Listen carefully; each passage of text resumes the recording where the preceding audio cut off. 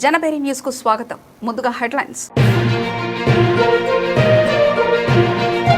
నేటి నుంచి భారత ప్రధాని 5 దేశాల పర్యటన, మిత్ర దేశాలతో లోతైన విస్తృత భాగస్వామ్యమే లక్ష్యంగా పర్యటనకు శ్రీకారం.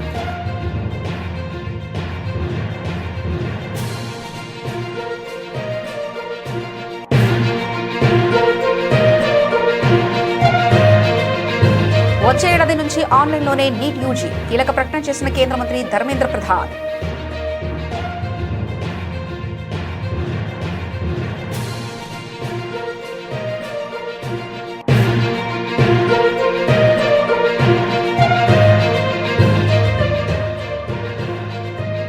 Integrated air command and control system IACCS ఒక కీలక కేంద్రంగా మారింది, వెల్లడించిన ఎయిర్ చీఫ్ మార్షల్ APC.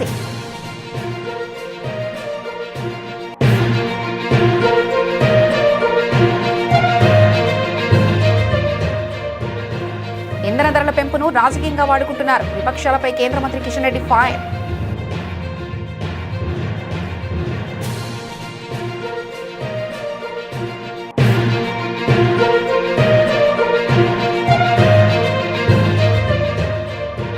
ఆదాయ శాఖలపై సీఎం చంద్రబాబు సమీక్ష. 2026-27కి 1.27 లక్షల కోట్ల టార్గెట్.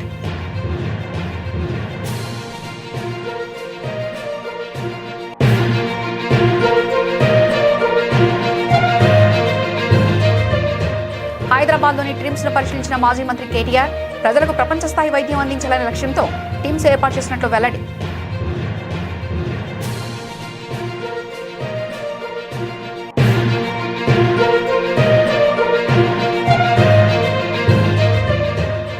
ఆక్వా ఫీడ్ ధరల పెంపు అంశంపై జగన్ స్పందన. ఫీడ్ కంపెనీలతో కూటమి ప్రభుత్వం కుమ్మక్కైందంటూ తీవ్ర విమర్శలు.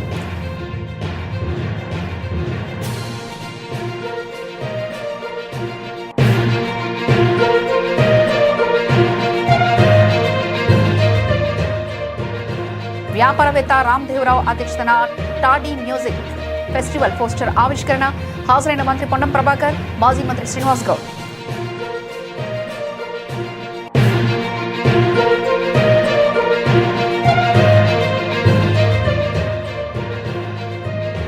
మాజీ సీఎం వైఎస్ జగన్ సమక్షంలో వైసీపీలో చేరిన మోపిదేవి శ్రీనివాసరావు, పార్టీ కండువా కప్పి ఆహ్వానించిన వైసీపీ అధినేత.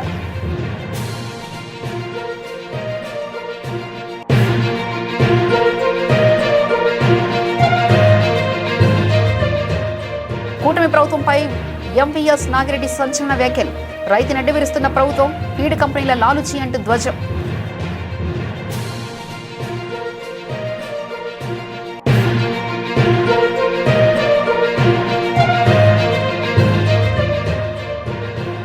పంజాబ్ కింగ్స్ పై 6 వికెట్ల తేడాతో ముంబై ఇండియన్స్ విజయం.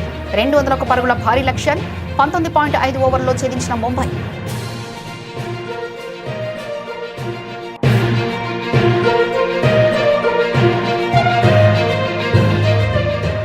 పెట్రోల్ డీజిల్ ధరలు పెరిగినప్పటికీ లాభాలతో ప్రారంభమైన స్టాక్ మార్కెట్, ఐటీ షేర్ల అండతో సానుకూలంగా ట్రెండ్ అయిన సెన్సెక్స్ నిఫ్టీ.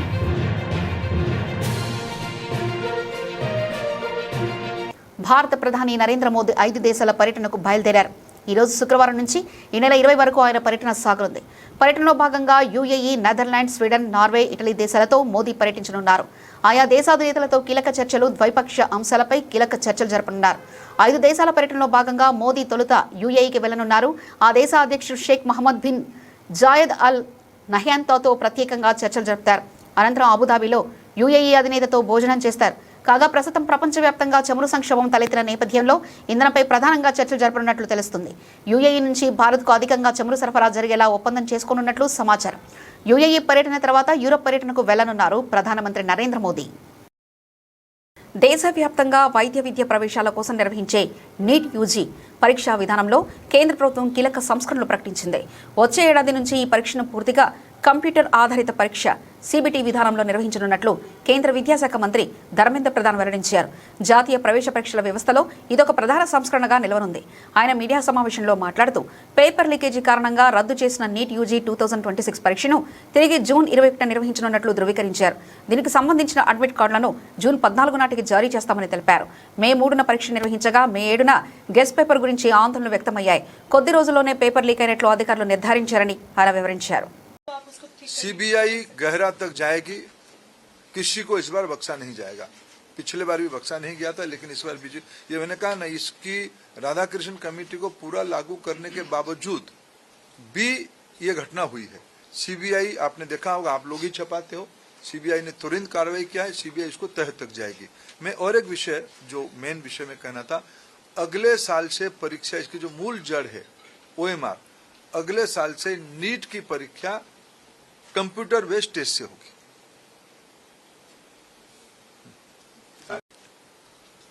पिछले बार भी जो परीक्षा हुई, अनेक राज्यों ने अपने राज्य के विद्यार्थियों को परिवहन की व्यवस्था किया था, अनेक राज्यों ने किया था, अनेक राज्य नहीं किए थे, अनेक राज्य किए थे।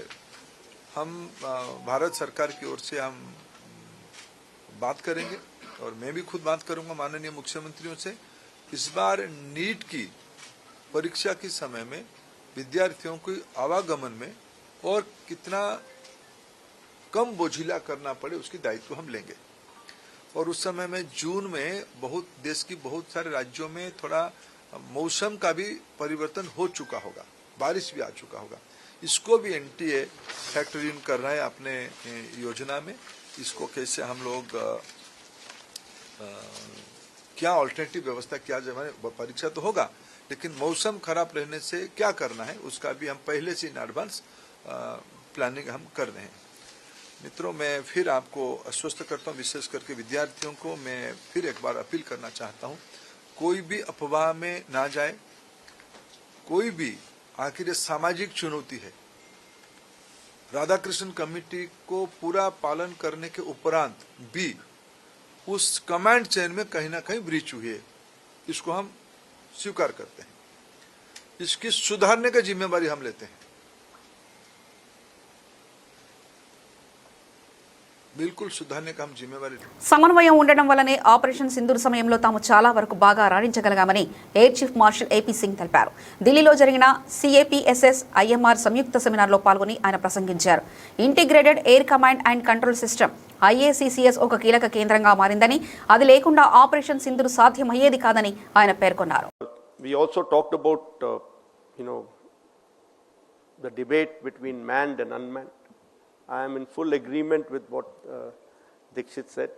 The time is for collaboration. It is, the future is manned and unmanned teaming, using both the options together. You can't take man out of the loop. You may not have man in the loop, maybe have man on the loop, but it cannot be out of the loop totally. I don't think in near future, in next decade or so, I don't think so we are in that stage. Another part which I want to, of course, if it was only counter UAS systems or sorry, I'm using this wrong term, UAS systems only, unmanned, if we were to progress towards that side, then all the other design houses, they won't be spending money, time, energy towards their 6th gen fighter and future fighter programs. Manned, all of them are manned. Petrol diesel ధరల పెంపును అధికార కాంగ్రెస్ ప్రతిపక్ష BRS పార్టీలు రాజకీయంగా వాడుకుంటున్నాయని కేంద్ర బొగ్గు గనుల శాఖ మంత్రి జి కిషన్ రెడ్డి మండిపడ్డారు. ఈ రెండు పార్టీలకు పని పాట లేదని, అందువలనే ఈ తరహా ఆరోపణలు చేస్తున్నాయంటూ ఆయన ఆగ్రహం వ్యక్తం చేశారు. దయచేసి ఆయా పార్టీల నేతల మాటలు విని మోసపోవద్దంటూ ప్రజలకు ఆయన స్పష్టం చేశారు. శుక్రవారం హైదరాబాద్లో పెట్రోల్ డీజిల్ ధరల పెంపుపై కేంద్ర మంత్రి కిషన్ రెడ్డి స్పందించారు. దేశవ్యాప్తంగా పెట్రోల్ ధరలు పెరిగాయన్నారు. ఈ పెంచిన ధరలు శుక్రవారం ఉదయం నుంచి అమల్లోకి వచ్చాయని తెలిపారు. అమెరికా, ఇరాన్ యుద్ధ ప్రభావంతోనే పెట్రోల్ డీజిల్ ధరల పెంపు అనివార్యమైందని ఆయన పేర్కొన్నారు. ఈరోజు అమెరికా లాంటి దేశం 40% ధరలు పెరిగాయి. ఈరోజు జర్మనీ, జపాన్ లాంటి దేశం 40% పెట్రోల్ ఉత్పత్తులు పెరిగాయి. పెరగనటువంటి దేశం ఏదైనా ఉంటే మన దేశం ఒకటే ఉండింది. అది కూడా ఈరోజు తప్పనిసరి పరిస్థితుల్లో పెంచాల్సిన పరిస్థితి వచ్చింది. అంతే తప్ప ఏదో కేంద్ర ప్రభుత్వ రెవెన్యూ కోసమో లేకపోతే దేనికోసమో కాదు. ఇది ప్రజల డబ్బును రక్షించేటువంటి ప్రయత్నంలో భాగంగానే ఈరోజు భారం ఏదైతే పడతా ఉందో, ప్రభుత్వానికి సంబంధించి పేద ప్రజలకు ఈరోజు 5 కేజీల బియ్యం ఇస్తా ఉన్నాం. ఈరోజు జాతీయ రహదారులు నిర్మాణం చేస్తా ఉన్నాం. ఆసుపత్రులు అభివృద్ధి చేస్తా ఉన్నాం. ఈరోజు రైతులకు ప్రతి నెల రైతుల అకౌంట్లో, ప్రతి 4 నెలలకు ఒకసారి రైతుల అకౌంట్లో మోడీ గారు డబ్బులు వేస్తూ ఉన్నారు. అనేక రకాల మౌలిక వసతులు కల్పిస్తూ ఉన్నాం. ఇవన్నీ జరగాలి అంటే ప్రభుత్వం వస్తున్నటువంటి రెవెన్యూ లేకపోతే, ప్రభుత్వం వస్తున్నటువంటి ఆదాయం కోత పడితే ఏ సంక్షేమ కార్యక్రమం కూడా అమలు చేయాలి. కాబట్టే ఈరోజు తప్పనిసరి పరిస్థితుల్లో నరేంద్ర మోడీ గారి ప్రభుత్వము ఈ చర్య తీసుకున్నది. ఇది దేశంలో జరిగినటువంటి సంఘటన కాదు, ప్రపంచవ్యాప్తంగా ఉన్నటువంటి అన్ని దేశాలు ప్రపంచవ్యాప్తంగా ఉన్నటువంటి అన్ని వర్గాల ప్రజలు దీని మీద ఎఫెక్ట్ అయ్యారు. కాబట్టి ఈరోజు రాజకీయ పార్టీలు కొన్ని రెచ్చగొట్టేటువంటి ప్రయత్నం చేస్తూ ఉన్నారు, కొంతమంది తప్పుడు ప్రచారం చేసేటువంటి ప్రయత్నం చేస్తూ ఉన్నారు. కాబట్టి దీన్ని అర్థం చేసుకోవాల్సిందిగా, ఎందుకంటే ఇప్పటివరకు చూసాం, ఎందుకంటే గతంలో చూస్తున్నాం అగ్రిమెంట్ అయిపోయింది, యుద్ధం ఆగిపోతూ ఉంది, మరి పెట్రోల్ ఉత్పత్తులు ట్రాన్స్పోర్ట్ పెరుగుతూ ఉంది, ఏ రకమైన ఇబ్బంది లేదు అనే విధంగా మాట్లాడుతూ ఉన్నాం. కానీ అది చూస్తున్నా కొద్దిగా నెలలు గడుస్తున్నా కూడా సమస్య పరిష్కారం కావడం లేదు. పెట్రోలియం క్రూడాయిల్ తీసుకొచ్చేటువంటి షిప్లు ఏవైతున్నాయో అవి పూర్తి స్థాయిలో మన దేశానికి రావడం లేదు. కాబట్టి తప్పనిసరి పరిస్థితుల్లో నరేంద్ర మోడీ గారు విషయం చెప్పారు, ఫారెన్ ఎక్స్చేంజ్ సేవ్ చేయాలి, విదేశీ మార్గద్రవ్యం చాలా పెద్ద ఎత్తున 2 సెక్టార్లో మనము 3 సెక్టార్లో, ఒకటి ఎరువుల మీద చాలా పెద్ద ఎత్తున ఈరోజు లక్షల కోట్ల రూపాయలు మనం ప్రతి సంవత్సరం విదేశాలకు చెల్లిస్తాము. రెండోది ఈరోజు పెట్రోల్ మీద విదేశీ మార్గద్రవ్యం చాలా పెద్ద ఎత్తున లక్షల కోట్ల రూపాయలు చెల్లిస్తాము. మూడోది బంగారం దిగుమతి కోసం, ఎందుకంటే బంగారం మన దేశంలో తయారు కాదు, ఇతర దేశాల నుంచి దిగుమతి చేసుకుంటాం. ఈ 3 పెట్రోలియము, ఫెర్టిలైజరు, బంగారము 3 చాలా పెద్ద ఎత్తున మన దేశానికి దిగుమతి చేసుకోవడంతో విదేశీ మార్గద్రవ్యం చెల్లిస్తాము. దాని కారణంగా అప్పులు చేయాల్సి వస్తుంది. దాని కారణంగా మన ఇండియన్ కరెన్సీ యొక్క విలువ, రూపాయి విలువ పతనం అవుతా ఉంది. కాబట్టి దీన్ని దృష్టి పెట్టుకునే ప్రధానమంత్రి గారు ఒక మాట చెప్పారు, అవసరమైనప్పుడే బంగారం కొనండి, మీ ఇంట్లో పెళ్ళి అవుతుంది కొనుక్కోండి, తప్పలేదు, మీ ఇంట్లో శుభకారం అవుతుంది కొనుక్కోను, అదనంగా అనవసరంగా కొనకండి తాత్కాలికంగా అని ఒకటి చెప్పారు. రెండోది పెట్రోలియం ఏదైతున్నదో పెట్రోల్ కానీ డీజిల్ కానీ అవసరం ఉన్నంత వాడండి, అవసరం లేకపోతే అనవసరంగా దుబారా ఖర్చు చేయొద్దు. ఎంత వీలైతే అంత దేశం కోసం, దేశ భవిష్యత్తు కోసం, దేశ ఆర్థిక వ్యవస్థ రక్షించడం కోసం, మన ఇండియన్ కరెన్సీ రూపాయి పతనం కాకుండా చూసుకోవడం కోసం పెట్రోల్ అవసరమైతేనే వాడండి అని చెప్పారు. బంగారం కొనొద్దని ఎవరికి అట్లా ఆదేశాలు ఇవ్వలేదు, పెట్రోల్ కొనొద్దు, డీజిల్ కొనొద్దని చెప్పలేదు. ఉన్నంతలో అవసరం ఉన్నంత వాడండి, వృధా చేయకండి అనేటువంటి విషయం చెప్పడం జరిగింది. ఆంధ్రప్రదేశ్ ప్రభుత్వానికి ఆదాయం సమకూర్చే కీలక శాఖల పనితీరుపై ముఖ్యమంత్రి చంద్రబాబు నాయుడు అమరావతి సచివాలయంలో ఉన్నత స్థాయి సమీక్ష నిర్వహించారు. 2026-27 ఆర్థిక సంవత్సరానికి గాను 1,27,506 కోట్ల ఆదాయాన్ని లక్ష్యంగా నిర్దేశిస్తూ ఆ దిశగా పనిచేయాలని అధికారులకు దిశానిర్దేశం చేశారు. ఈ సమావేశంలో శాఖల వారీగా ప్రభుత్వానికి సమకూరుతున్న ఆదాయంపై అధికారులు ముఖ్యమంత్రికి వివరాలు అందించారు. రాష్ట్ర సొంత ఆదాయం స్టేట్ ఓన్ రెవెన్యూస్ 2024-25 ఆర్థిక సంవత్సరంలో 1,04,345 కోట్లుగా ఉండగా 2025-26 నాటికి అది 1,10,643 కోట్లకు చేరినట్లు తెలిపారు. తద్వారా గత ఏడాదితో పోలిస్తే 6% వృద్ధి నమోదైనట్లుగా వివరించారు. 2025-26 ఆర్థిక సంవత్సరం జీఎస్టీ ద్వారా 33,679 కోట్లు, గనుల శాఖ నుంచి 10,300 కోట్లు, స్టాంపులు రిజిస్ట్రేషన్ ద్వారా 11,047 కోట్లు ఆదాయం వచ్చిందని పేర్కొన్నారు. హైదరాబాద్ నగర ప్రజలకు ప్రపంచ స్థాయి వైద్యం అందించాలనే లక్ష్యంతో నాడు బీఆర్ఎస్ హయాంలో కేసీఆర్ టిమ్స్ హాస్పిటల్ను ఏర్పాటు చేశారని బీఆర్ఎస్ వర్కింగ్ ప్రెసిడెంట్ కేటీఆర్ తెలిపారు.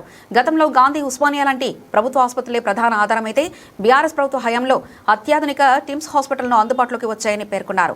హైదరాబాద్ ఎర్రగడ్డలోని టిమ్స్ ఆసుపత్రి పనులను శుక్రవారం ఉదయం కేటీఆర్ పరిశీలించారు. అనంతరం ఆయన మీడియాతో మాట్లాడుతూ హైదరాబాద్లోని ఎయిమ్స్ స్థాయికి వైద్యం అందించేలా టిమ్స్ను ఆలోచించి రూపకల్పన చేశామని తెలిపారు. సనత్నగర్ టిమ్స్ కోసం 22 ఎకరాల విస్తీర్ణాన్ని వినియోగించామని పేర్కొన్నారు. అత్యాధునిక టెక్నాలజీ, ఇంటర్నేషనల్ స్టాండర్డ్స్ తో హాస్పిటల్ నిర్మాణం చేపట్టామని వెల్లడించారు. ప్రైవేట్, కార్పొరేట్ ఆసుపత్రులకు పోటీగా పేదలకు మెరుగైన వైద్యం అందించాలనే లక్ష్యంతో కేసీఆర్ ప్రభుత్వం టీమ్స్ ను తీసుకొచ్చిందని ఆయన పేర్కొన్నారు. ఒకనాడు హైదరాబాద్ అంటే గాంధీ, ఉస్మానియా లేదంటే నిమ్స్, ఈ 3 మాత్రమే. హైదరాబాద్ అంటే గాంధీ, లేకపోతే ఉస్మానియా, లేకపోతే నిమ్స్.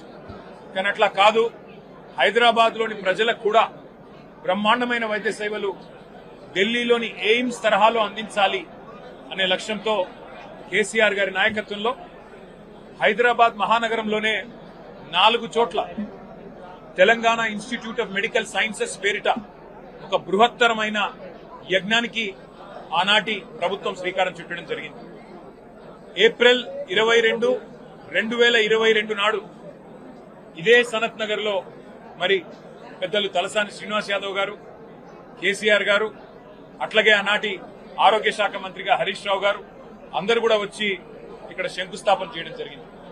ఒక సనత్ నగర్ లోనే కాదు, హైదరాబాద్ చుట్టూ 4 దిక్కుల, ఈస్ట్, వెస్ట్, నార్త్, సౌత్ 4 వైపులా ప్రజలకి మరి వైద్య సేవలు అందుబాటులో ఉండాలి అని చెప్పి టిమ్స్ అనే బ్రాండ్ కింద బ్రహ్మాండమైన ఈ కార్యక్రమానికి కేసీఆర్ గారు శ్రీకారం చుట్టినారు. 65 ఏళ్లు స్వాతంత్రం వచ్చిన తర్వాత 3 దవాఖానాలు హైదరాబాద్ లో, గాంధీ, నిమ్స్, ఉస్మానియా. కానీ కేసీఆర్ గారు కేవలం తన ప్రభుత్వం 9.5 ఏళ్లుంటే అందులో జిల్లాకు ఒక మెడికల్ కాలేజ్ కట్టారు. ప్రతి జిల్లాలో సూపర్ స్పెషాలిటీ హాస్పిటల్ 500 పడకలతో ఆసుపత్రి నిర్మాణం చేశారు. హైదరాబాద్ లో కూడా మరి 4 టిమ్స్ హాస్పిటళ్లు మంజూరు చేసిన ఘనత కూడా కేసీఆర్ గారికి దక్కుతుంది. ఇవాళ చాలా సంతోషంగా ఉంది. ఈ టిమ్స్ సనత్ నగర్ ఓపీ సేవలు ప్రారంభమైనాయంటే మా సూపరింటెండెంట్ గారిని అడిగి మరి మేము కూడా చూస్తాము ఎట్లా జరుగుతా ఉంది. ఇది మా నాయకుడి విజన్, మా నాయకుడి కళ. హైదరాబాద్ లో మెరుగైన వైద్య సేవలు అందించాలనేది 350 బస్తీ దవాఖానాలు పెట్టాము, ప్రైమరీ డిస్పెన్సరీ కేంద్రాలు. అట్లాగే అద్భుతమైన సేవలు అందించడానికి టిమ్స్ పెట్టాము. ఎట్లా పనిచేస్తున్నాయో చూడడానికి వస్తామంటే వారు చాలా విశాల హృదయంతో మమ్మల్ని అందరిని ఆహ్వానించినందుకు వారికి కూడా ధన్యవాదాలు. ఆంధ్రప్రదేశ్లో ఆక్వాఫీడ్ ధరల పెంపు అంశంపై రాజకీయ దుమారం రేగుతుంది. ఈ విషయంలో ముఖ్యమంత్రి చంద్రబాబు, టీడీపీ కూటమి ప్రభుత్వంపై వైసీపీ అధినేత మాజీ సీఎం జగన్ తీవ్రస్థాయిలో విమర్శలు గుప్పించారు. ఫీడ్ కంపెనీలతో ప్రభుత్వం కుమ్మక్కై కమిషన్ల కోసం ఆక్వా రైతులను దారుణంగా దోచుకుంటుందంటూ ఆయన సంచలన ఆరోపణలు చేశారు. పెంచిన ధరలను తక్షణమే పూర్తిగా ఉపసంహరించుకోవాలని, లేని పక్షంలో రైతులతో కలిసి రాష్ట్ర వ్యాప్తంగా ఆందోళన చేపడతామని జగన్ హెచ్చరించారు. చంద్రబాబు అధికారంలోకి వచ్చిన నాటి నుంచి రాష్ట్రంలో అన్ని వర్గాల ప్రజలతో పాటు ఆక్వా రైతులు కూడా తీవ్రంగా నష్టపోయారని జగన్ విమర్శించారు. మీ పరిపాలనలో దోపిడీకి ఏ రంగం మినహాయింపు కాదు. చివరకు ఆక్వాఫీడ్ ధరల విషయంలో కంపెనీలతో కుమ్మక్కై ఆక్వా రైతులను కూడా దోచుకుంటున్నారని ఆయన ధ్వజమెత్తారు. ఫీడ్ కంపెనీల యాజమాన్యాలు టీడీపీ సానుభూతి పనులని, కమిషన్ల కోసం వారితో చంద్రబాబు లాలూచీ పడ్డారని, అందుకే వారు అడ్డగోలుగా ధరలు పెంచుతున్నా ప్రభుత్వం మౌనంగా ఉందంటూ ఆయన ఆరోపించారు.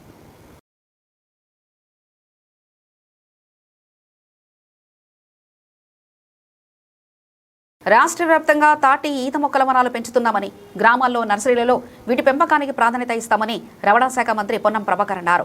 సోమాజిగూడ ప్రెస్ క్లబ్లో వ్యాపారవేత్త రామ్దేవరావు అధ్యక్షతన జరిగిన టాటీ మ్యూజిక్ ఫెస్టివల్ పోస్టర్ ఆవిష్కరణలో మంత్రి పొన్నం ప్రభాకర్తో పాటు ఈ కార్యక్రమానికి ఎమ్మెల్సీ గోరెంటి వెంకన్న, మాజీ మంత్రి శ్రీనివాస్ గౌడ్, మాజీ ఎంపీ బూర నర్సయ్య గౌడ్ హాజరయ్యారు. ఈ సందర్భంగా వారు మాట్లాడుతూ నెల 24న చిలుకూరు బాలాజీ దేవాలయం రోడ్లో ఉన్న ఎక్స్పీరియం పార్కులో టాడీ మ్యూజికల్ ఫెస్టివల్ ఎక్స్పీరియం 2026 పేరుతో తాటికల్లు మేళా నిర్వహిస్తున్నట్లు పేర్కొన్నారు. కళ్ళు ఆరోగ్యానికి మంచిదని, దీని ప్రధాన హోటల్లో కూడా అందుబాటులోకి తెచ్చేలా చర్యలు చేపడతామని మంత్రి పొన్నం ప్రభాకర్ పేర్కొన్నారు. ఆవిష్కరిస్తున్నటువంటి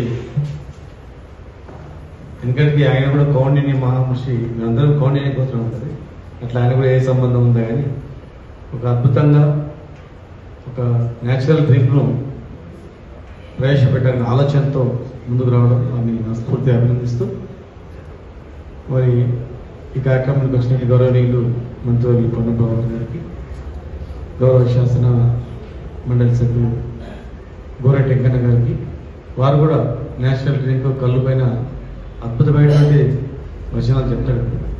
గౌరవనీయులు పెద్దలు మాజీ పార్లమెంట్ సభ్యులు మా పెద్దలు అన్న నరసయ్య గారికి, విష్ణు స్వరూప్ రెడ్డి గారు, ఈయన మా డిపార్ట్మెంట్ ఎక్సైజ్ డిపార్ట్మెంట్లో డిప్యూటీ కమిషనర్గా రిటైర్ అయ్యింది. ఆయన కూడా తాటి ఈత చెట్లను, తాటి చెట్లు చాలా పొడవై ఉన్నాయి కనుక పైనుంచి కూడా చనిపోతున్నారు, చిన్న తాటి చెట్లను కనుగొనాలని చెప్పి ఆఫ్రికా ఇతర కంట్రీస్ నుంచి చిన్న చెట్లు చేయడం, చెట్ల మీద ప్రయోగాలు చేయడం, గిరికతాల చెట్లు, డైమండ్ ట్రీస్, రకరకాలుగా ప్రయోగాలు చేస్తూ ఆయన టోటల్ జాబ్ రిజైన్ చేసి ఈ పామ్ ట్రీస్ మీదనే అక్కడ కూడా వర్క్ చేస్తూ ఉంటాను. నేను మినిస్టర్గా ఉన్నప్పుడు కూడా చాలా సందర్భాల్లో అవన్నీ ఆయన ఇన్స్పిరేషన్తోనే నేను అప్పుడు డిఎఫ్ఓను డిప్యుటేషన్ తీసుకొని 120 లక్షల చెట్లు పెట్టించి నర్సరీలో కూడా కంపల్సరీ ఉండాలని చెప్పి కాన్స్టిట్యూన్సీ కూడా ఇంట్రొడ్యూస్ చేయడం జరిగింది. దానికి వారు కూడా ప్రధాన కారణం. ముఖ్యంగా ఇప్పుడు రామ్దేవ్ గారు చెప్పినటువంటిది మేము చెప్తే జనరల్గా ఏమనుకుంటారంటే వీళ్ళ వృత్తి ఇది కనుక ఏదో వాళ్ళు ప్రమోట్ చేయాలి, అది తాగాలి, వాళ్ళ వృత్తిని పెంచాలి అనేటువంటి చెప్తున్నారు అనుకుంటారు. కానీ రామ్దేవ్ గారు ఒక్కసారి మీరు ఎక్స్పీరియన్స్ చూస్తే మీకు అర్థమైంది ఆయన ఏంది, ఆయన ఏం చేస్తుంది, ప్రకృతి గురించి ఎంత కష్టపడుతుంది. నేను కూడా కొన్ని వందల కోట్ల రూపాయలు దాన్ని ఖర్చు పెట్టినాను. ఆ 100 కోట్ల రూపాయలు ఖర్చు పెట్టడానికి ఇవాళ మార్కెట్ వాల్యూలో 4-5 వేల కోట్ల విలువైనటువంటి ల్యాండ్ అమ్మిండు. అప్పుడు అడ్గోల పక్కనే 20 ఎకరాలు అమ్మిండు, మామూలుగా 6-7 కోట్లకు. ఇవాళ ఎకరా 12 కోట్లు అన్నమాట. ఆ మిగిలిపోయి చిన్న మూల మిగిలిపోతే మనం అమ్మడానికి పోతే 2000 గజాలు దాదాపు 7-8 కోట్లు వచ్చింది, 20 కోట్లు వచ్చింది. అంటే మన రాష్ట్రం నుంచి గుండె వెళ్ళిపోతుంది, అరే ఏందా ఇంత పని చేస్తుంది. అట్లా అది అందరికి రాదండి, భగవంతుడు కొందరికి ఇస్తాడు, కొందరు ముట్టిస్తాడు.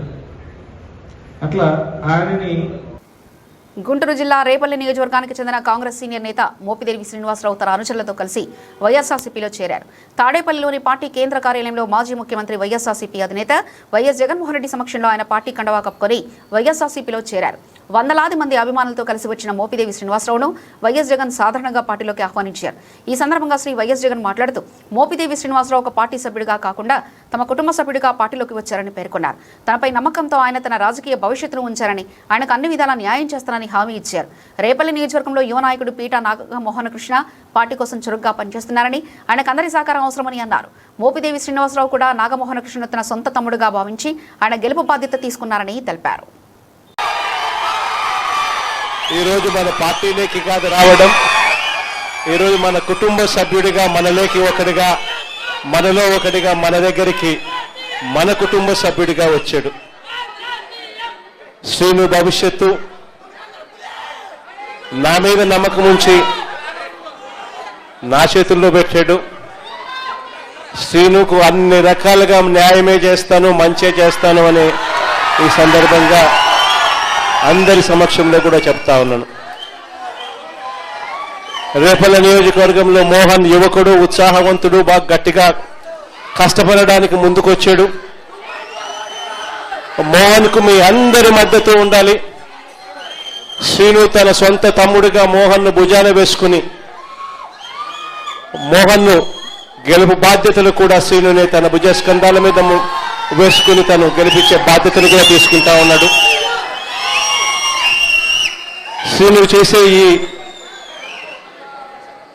మంచిని జగన్ అన్నిటికీ మనవడు. మనం అధికారంలోకి వచ్చిన తర్వాత శ్రీనును సంతోషపడే విధంగా అదే చట్టసభలో పక్కనే కుర్చీ వేసుకొని మళ్ళీ కూర్చోబెట్టే కార్యక్రమం జగన్ చేస్తాడని కూడా ఈ సందర్భంగా చెప్తా ఉన్నాడు.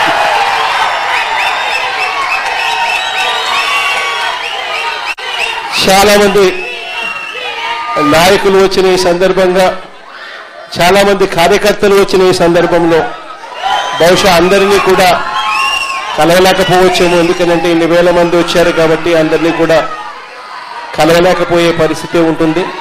కానీ తర్వాత నేను సిన్నుకు చెప్తా ఉన్నాను, మోహన్కు చెప్తా ఉన్నాను.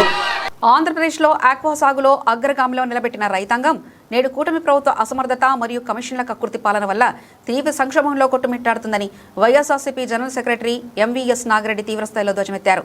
తాడేపల్లిలోని పార్టీ కేంద్ర కార్యాలయంలో జరిగిన మీడియా సమావేశంలో ఆయన మాట్లాడుతూ ఆక్వాఫీడ్ ధరల పెంపు వెనుక భారీ కుంభకోణం దాగి ఉందని ఆయన ఆరోపించారు. యాప్సెడాతో సంబంధం లేకుండా ప్రైవేట్ కంపెనీలు ఎలా ధరలు పెంచుతాయి? ఇప్పుడున్న పరిస్థితిలో ఆల్రెడీ రొయ్యల సాగు సంక్షోభంలో ఉంది. సో యుద్ధం ప్రభావంతో రొయ్యలు ఎగుమతులు సరిగా వెళ్ళగా కొనుగోలుదారులేమో ధరను తగ్గించారు. ఈ సంక్షోభంలో మేత ధరలు పెంచితే రొయ్యల రైతులు సంక్షోభంలోకి వెళ్తారు అని మంత్రి గారి ప్రకటనలోనే ఉంది. ఇదే ప్రకటన మరి యాప్సెడా ముఖ్యమంత్రి గారే చైర్మన్ గా ఉన్న యాప్సెడాతో సంబంధం లేకుండా యాప్సెడా నియమ నిబంధనలో ఫీడ్ ధర పెంచాలి అంటే యాప్సెడాలో చర్చించి సో కంపెనీల ప్రతినిధులు, రైతుల ప్రతినిధులు, అధికారులు మొత్తం అందరి సమక్షంలో చర్చ జరగాలి. ఒకవేళ వాళ్ళకి ఇంగ్రీడియంట్స్ ధరలు పెరిగితే వాళ్ళకి ఏ రకంగా మొత్తం టోటల్ ఫీడ్ మీద ఎఫెక్ట్ అవుతుంది. పెరిగిన ఇంగ్రీడియంట్స్ ధరలనే కాదు, తగ్గిన ఇంగ్రీడియంట్స్ ను కూడా క్యాలిక్యులేట్ చేసి చర్చ జరగాలి. ఎక్కడ చర్చ జరగకుండా ఎలా పెంచారు అంటే ఇది ప్రభుత్వానికి ఏమాత్రం అయితే తలదీసేసినంత పని. ప్రభుత్వం ఒక చట్టం అమల్లో ఉండగా ముఖ్యమంత్రి గారే చైర్మన్ గా యాప్సెడాకు ఉండగా, మత్స్యశాఖ మంత్రి గారు లేకపోతే దానికి యాప్సెడాకు ఒక వైస్ చైర్మన్ ఉండగా కంపెనీలు ఏకపక్షంగా 10 రూపాయలు పెంచినయి అంటే ఇది ఎవరి అసమర్థత?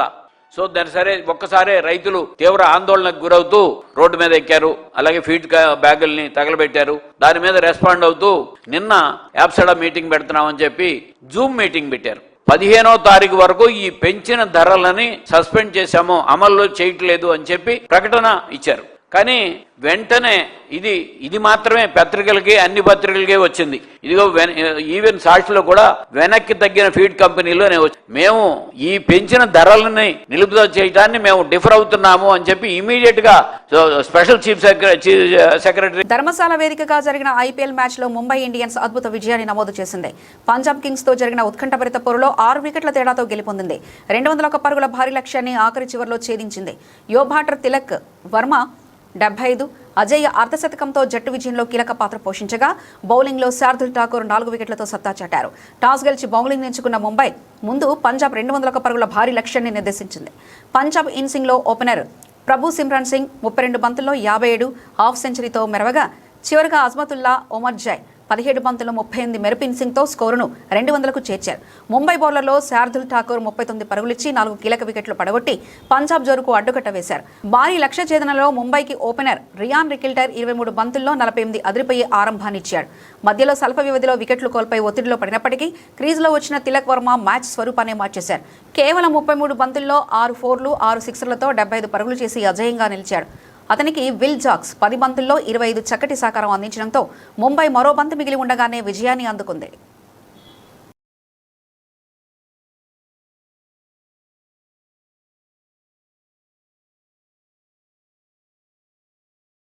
పశ్చిమాసియా యుద్ధం కారణంగా తలెత్తిన ఇంధన సంక్షోభం నేపథ్యంలో కేంద్ర ప్రభుత్వం పెట్రోల్, డీజిల్ ధరలను పెంచినప్పటికీ దేశీయ స్టాక్ మార్కెట్ శుక్రవారం లాభాలతోనే ప్రారంభమయ్యాయి.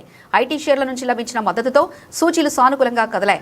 ఉదయం 9:34 సమయానికి బీఎస్ఈ సెన్సెక్స్ 292.55 పాయింట్లు లాభపడి 75,691.27 వద్ద, ఎన్ఎస్ఈ నిఫ్టీ 23.70 పాయింట్లు పెరిగి 23,773.30 వద్ద ట్రేడ్ అయ్యాయి. ప్రస్తుతం పెట్రోల్, డీజిల్పై లీటర్కు 3 చొప్పున, సిఎన్జీపై కేజీకి 2 చొప్పున ధరలు పెంచింది. ఈ నిర్ణయం మార్కెట్ సెంటిమెంట్పై తక్షణ ప్రతికూల ప్రభావం చూపకపోవడం గమనార్హం. దశలవారీగా చిన్న పెంపుదల ద్వారా ద్రవ్యోల్బణాన్ని నియంత్రించేందుకు ప్రభుత్వం సురక్షితంగా వ్యవహరిస్తుందని, ఇదొక మంచి పరిణామమని Geojit financial services chief investment strategist doctor VK Vijay Kumar విశ్లేషించారు.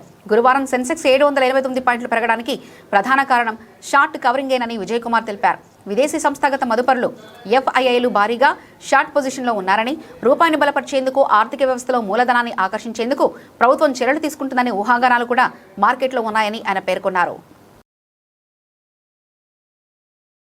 బులెటిన్ ముగించే ముందు హెడ్లైన్స్ మరోసారి చూద్దాం.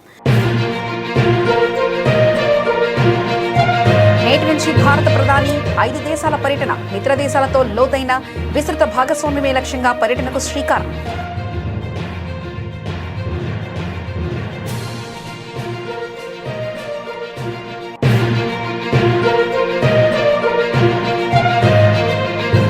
వచ్చే ఏడాది నుంచి ఆన్లైన్లోనే నీట్ యూజీ కీలక ప్రకటన చేసిన కేంద్ర మంత్రి ధర్మేంద్ర ప్రధాన్.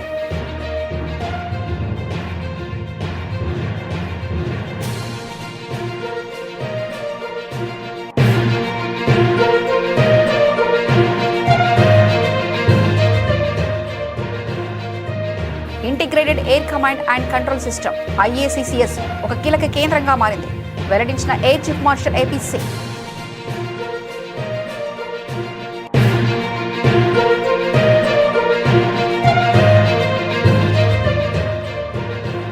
ఇంధన ధరల పెంపును రాజకీయంగా వాడుకుంటున్నారు, విపక్షాలపై కేంద్ర మంత్రి కిషన్ రెడ్డి ఫైర్.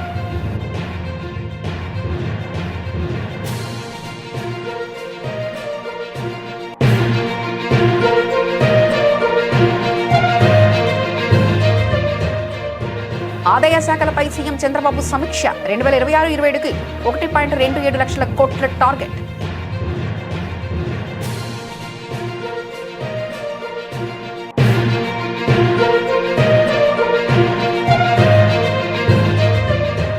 హైదరాబాద్లోని ట్రిమ్స్ ను పరిశీలించిన మాజీ మంత్రి కేటీఆర్ ప్రజలకు ప్రపంచ స్థాయి వైద్యం అందించాలనే లక్ష్యంతో టీమ్స్ ఏర్పాటు చేసినట్లు వెల్లడి.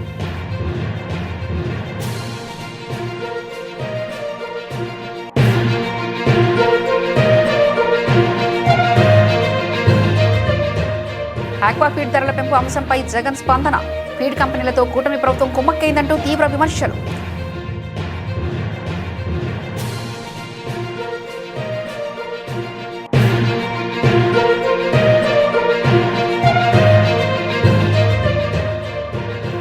వ్యాపారవేత్త రామ్దేవరావు అధ్యక్షతన టాడీ మ్యూజిక్ ఫెస్టివల్ పోస్టర్ ఆవిష్కరణ. హాజరైన మంత్రి పొన్నం ప్రభాకర్, మాజీ మంత్రి శ్రీనివాస్ గౌడ్.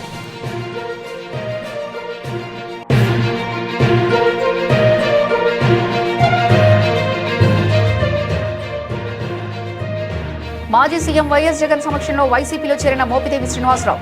పార్టీ కండువా కప్పి ఆహ్వానించిన వైసీపీ అధినేత.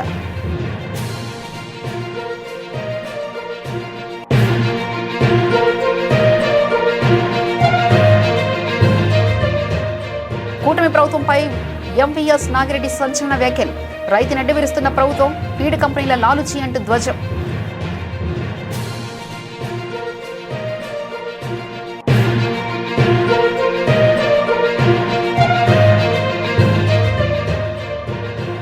పంజాబ్ కింగ్స్ పై 6 వికెట్ల తేడాతో ముంబై ఇండియన్స్ విజయం. 201 పరుగుల భారీ లక్ష్యాన్ని 19.5 ఓవర్లలో ఛేదించిన ముంబై.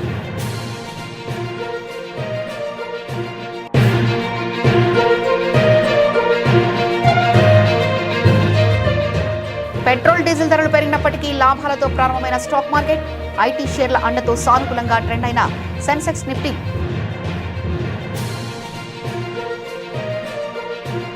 ఇవి ఇప్పటివరకున్న అప్డేట్స్. మరో బులెటిన్లో మళ్ళీ కలుసుకుందాం. అంతవరకు సెలవు. నమస్కారం.